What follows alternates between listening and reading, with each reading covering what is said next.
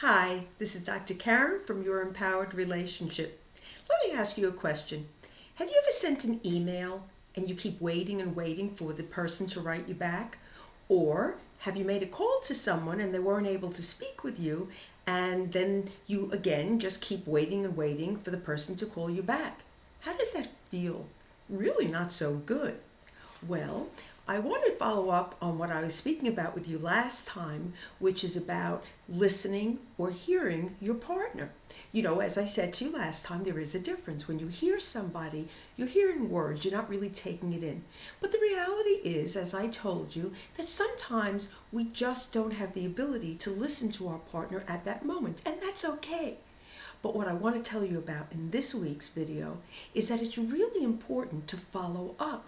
Because if you don't follow up, it's really not any different than the experience you had while you were waiting for somebody to get back to you. It really sends the message that you don't care.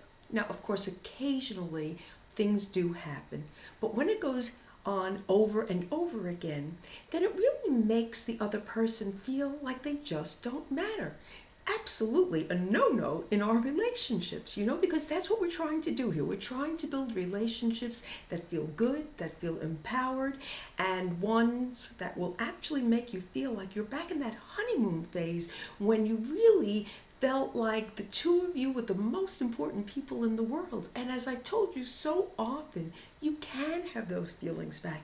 You just need to be aware of doing the things again that you did back then. And so what I want to remind you of in this video is to follow through.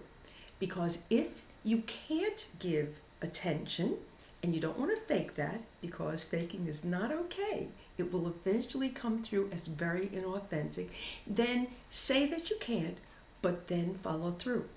Now, in this world of technology, we can actually use our little gadgets to help us. So jot yourself a little note, send yourself a little text, use your Blackberries to remind you with a little voice message to yourself.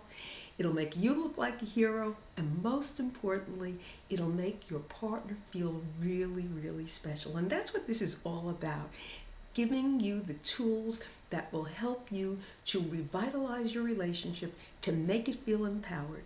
So, little tip for this time, and in the meantime, remember that if you want to move out of an emotionally frozen life to an enriched, chosen life, then start to trust your empowered you. This is Dr. Karen from Your Empowered Relationship, and I'll see you next time.